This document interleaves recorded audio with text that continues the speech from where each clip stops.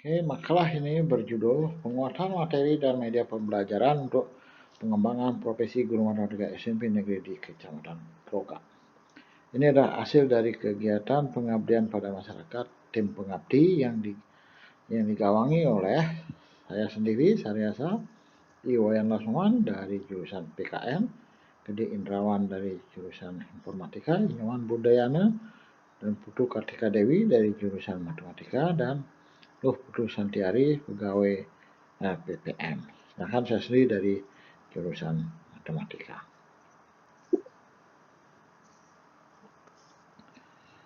Kita mulai dengan permasalahan yang ada di kalangan guru.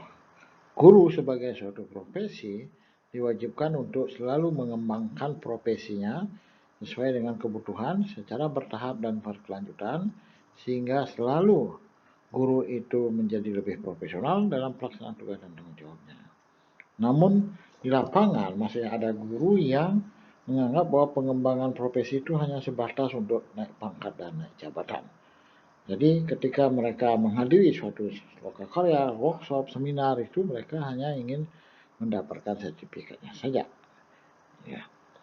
Dalam pembicaraan dengan mitra, tim pengabdi menemukan beberapa masalah seperti beberapa konsep masih menimbulkan silang pendapat di kalangan guru. Misalkan, apakah kerucut itu mempunyai titik sudut? Apakah bilangan 0 itu bilangan ganjil atau bilangan genap? Nah, ini guru masih tidak yakin menjawabnya, karena guru ketika memberikan jawaban tidak berpegang pada definisi. Padahal matematika itu berangkat dari definisi. Nah, masalah kedua adalah guru terkadang kesulitan saat membimbing siswa untuk mengikuti lomba matematika. Ini terjadi karena guru hanya fokus pada buku paket saja. Jadi guru tidak optimal dalam membekali diri ketika melakukan pembimbingan. Guru belum optimal memanfaatkan teknologi dalam pembelajarannya. Memang sudah ada beberapa guru yang menggunakannya, misalkan menggunakan PowerPoint, tapi itu sebatas untuk presentasi. Tidak menggunakan teknologi untuk membantu siswa memahami suatu konsep atau untuk membelajarkan siswanya. Nah, tujuan kegiatan pengabdiannya adalah meningkatkan penguasaan materi matematika dan keterampilan guru membuat media berbasis komputer. Sehingga diharapkan dari kegiatannya akan memberikan manfaat bagi sekolah, yaitu untuk meningkatkan kualitas pengelolaan pembelajaran matematika di SMP, khususnya di SMP negeri di Kecamatan Proga. Metode pelaksanaan dilakukan dalam beberapa metode. Kegiatan ini dilakukan dalam bentuk pelatihan dengan menggunakan metode ceramah, tanya jawab, diskusi. Kemudian digunakan juga ada latihan pemecahan masalah, kemudian ada praktik membuat media berbasis komputer, dan ada penugasan. Pelaksanaan kegiatan. Kegiatan dilaksanakan secara online. Pesertanya adalah guru matematika SMP Madrasah Sanawiyah Negeri sebanyak 12 orang. Dari setiap sekolah ada 6 guru SMP negeri di Kecamatan Proga. Dari setiap sekolah diambil 2 orang. Nah, dari 2 orang ini diharapkan dapat menularkan kepada rekan-rekannya yang lain, baik yang berada di sekolah itu sendiri maupun di sekolah lain di sekitar daerah di mana mereka berada. Materi yang disampaikan mencakup penguatan konsep bilangan dan geometri, kemudian pengembangan budaya pemecahan masalah, dan pembuatan media berbadan GeoGebra. Nah, penguatan konsep bilangan dan geometri, 2 topik ini dipilih karena ini yang beberapa konsep masih menimbulkan silang pendapat di antara para guru. Misalkan seperti tadi sudah disampaikan, apakah kerucut itu mempunyai titik sudut? Nah, sebagian besar jawaban akan mengatakan punya, karena para guru berasumsi bahwa yang di ujung yang lancip itu adalah titik sudut. Padahal itu bukan titik sudut, itu namanya titik puncak. Nah, di sini kita akan perkuat itu, mengapa itu bukan titik sudut, mengapa itu disebut dengan titik puncak.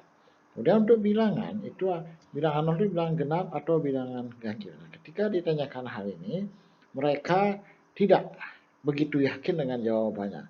Hal ini terjadi karena mereka ketika menjawab tidak menggunakan definisi. Malah ada yang mengatakan 0 itu adalah bilangan netral. Padahal pertanyaannya 0 itu bilangan bulat atau bilangan ganjil.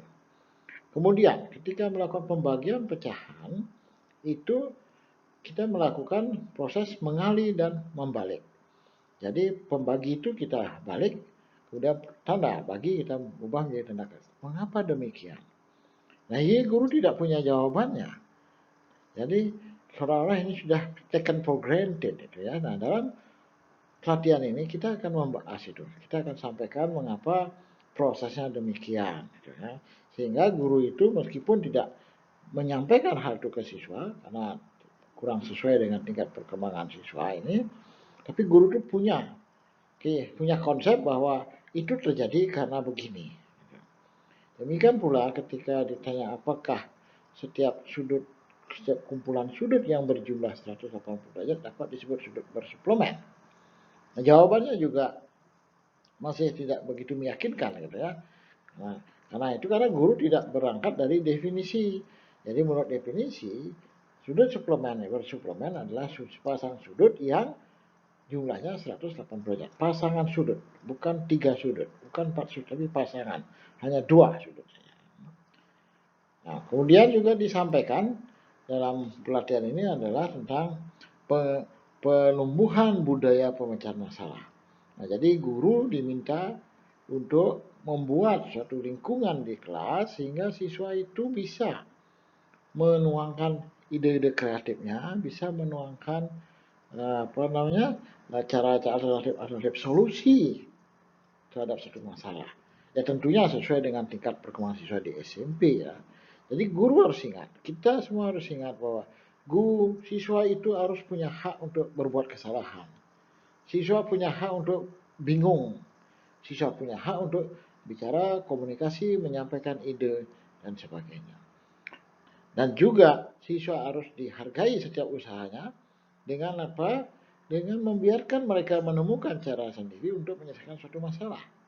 Sehingga dari sana strategi pemecahan masalah itu akan semakin kaya. Gitu. Dan guru bisa belajar dari itu. Jadi tidak ujuk-ujuk kita menyalahkan yang dikatakan oleh murid. Harus ditanya dulu dari mana mendapatkan cara seperti ini.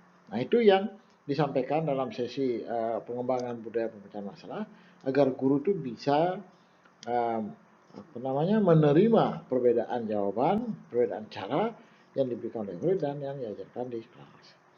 Kemudian materi terakhir adalah tentang pembuatan media berbantuan GeoGebra. Nah, di sini guru atau peserta pelatihan diberikan latihan tentang bagaimana membuat media dengan bantuan GeoGebra. Jadi ada dasar-dasar GeoGebra diberikan oleh seorang narasumber, kemudian pada saat yang sama guru mempraktikkan perintah-perintah itu. Karena ini GeoGebra itu adalah paket aplikasi, jadi harus diterapkan, harus dipraktikkan, tidak bisa dibaca saja.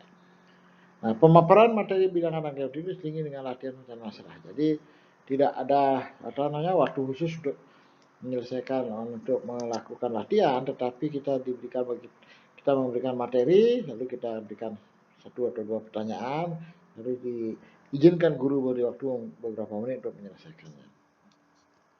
Nah, tadi sudah disampaikan bahwa pembuatan media undang geometri dilaksanakan secara simultan teori dan prakteknya. Nah, secara umum peserta itu terlihat aktif dalam pelatihan dan semua peserta hadir penuh dalam pelatihan. Nah, ini beberapa dokumentasi. Ini adalah ketika peserta menyelesaikan suatu persoalan menghitung KPB dan FPB yang ya cukup panjang jalannya, tapi ini tidak diterapkan kepada siswa. Ini adalah juga soal lain untuk latihan menentukan juga apakah yang mana bilangan prima atau bukan. Ini adalah penerapan strategi pemecahan masalah. Jadi kalau diterapkan dengan secara konvensional ini bisa, tetapi ada guru yang memberikan jawaban dengan menggunakan strategi mengubah perspektif. Jadi segitiga ini diubah posisinya menjadi seperti ini. Dan ini jauh lebih singkat. Nah, ini adalah hasil dari pembuatan media berbahan GeoGebra. Ini parabola dan ini diberikan slider yang untuk melihat pengaruh dari koefisien X kuadrat, koefisien X, dan konstanta.